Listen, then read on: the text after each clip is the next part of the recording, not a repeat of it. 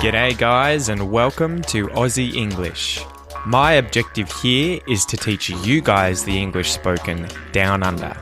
So whether you want to speak like a fair dinkum Aussie, or you just want to understand what the flippin' hell we're on about when we're having a yarn, you've come to the right place. So sit back, grab a cuppa and enjoy Aussie English.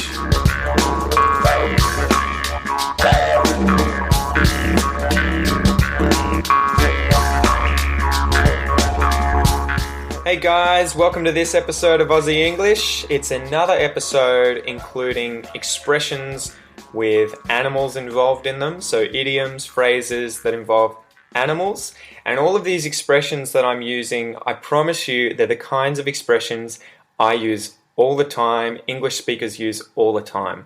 There are tons and tons and tons of expressions out there using animals. And looking a lot of them up recently, I noticed there are some that aren't used that often. There are some I've never even heard of. But then there are these ones, the ones that I'm going to include, that I use all the time, or at least sometimes, or that I'm really familiar with. So if I don't use it, I don't really want to talk about it. I don't want to make an episode for it unless I know that it is used quite often, that I recognize it, that I hear it quite a bit, because I feel like they're the only ones I can back up, that I can say these are commonly used in English. If I haven't heard of those phrases or they're rarely used, they're kind of not useful to you guys, so I'm going to try and avoid those where I can. Anyway, today's idiom, is to have ants in one's pants. To have ants in one's pants. So the ones in there is just one, it's sort of a person in general that we use sometimes in these sorts of more formal situations, but you can just say your pants instead. That's a little more familiar. So to have ants in your pants, to have ants in your pants. What does to have ants in your pants mean? It means to be fidgety or to be restless. So this is like you can't sit still, you can't stop moving. If you fidget, it means that you're moving around, you're touching things, you just can't sit still. If you're restless, again, it means you can't rest, you can't sit still, you can't be calm, you're constantly moving. So I'll go through the definition of the different words in this sentence, and I think it's probably only going to be the words ants and pants that I really need to define. All the other words are pretty intuitive, and I'm sure you all know them from having learnt the basics in English. So an ant is a type of insect which lives in a large colony. So a colony is a really large group of the same animals that live together, and they often live on the ground or in trees.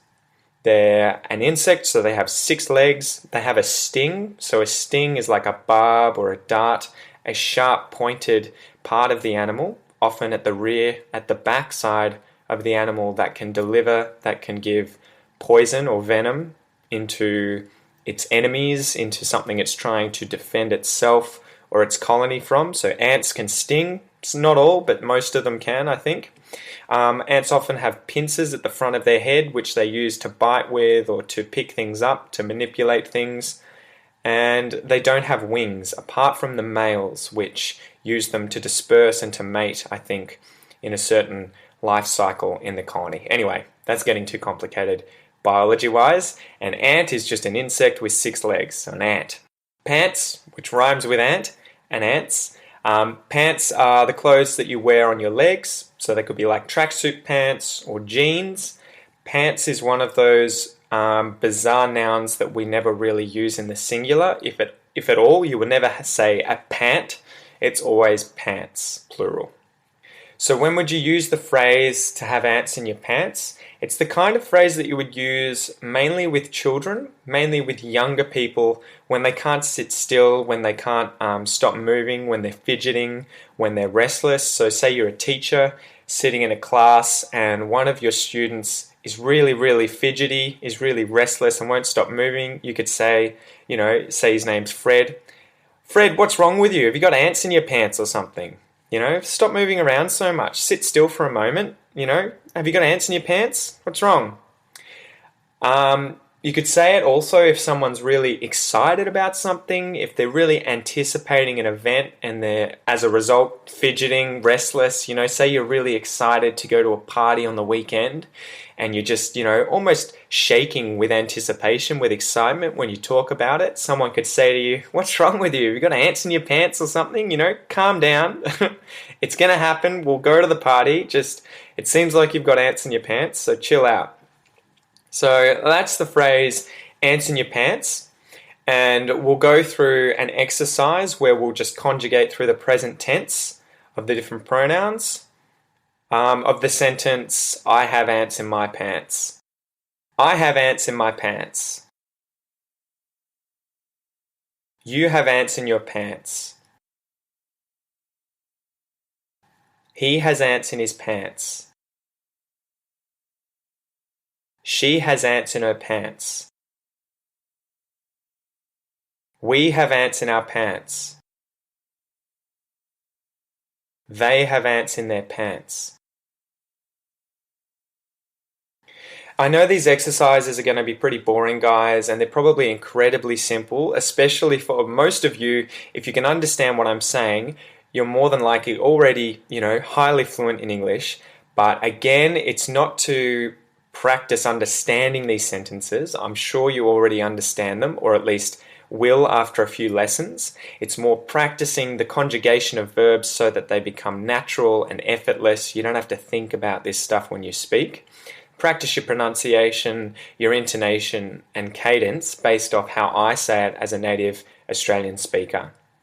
And so that's why this sentence I chose, "I have ants in my pants," because one, I conjugate the verb have, using have and has, based on the different pronouns. We go through the different pronouns, and then we also use the different pronouns for possession, such as my, your, his, her, etc. So I think it's just a really good way of practicing those things. Anyway, that's today's episode, guys. I hope you liked it. I hope you could sit still and that you didn't have ants in your pants while you were listening to it. Go out, practice these phrases, guys. Even if it's just yourself in your room, practice using these things and they'll move from your passive vocab where you recognize it into your active vocab where you can summon it up and you can use it on a daily basis, and you'll be able to do so without thinking. The more you do it, the better you get. So keep at it, guys, and I'll see you next time.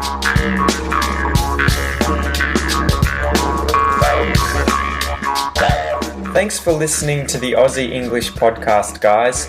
If you haven't already, please come and join the community on Facebook at www.facebook.com/the Aussie English podcast, where I make daily posts about anything and everything related to Australia.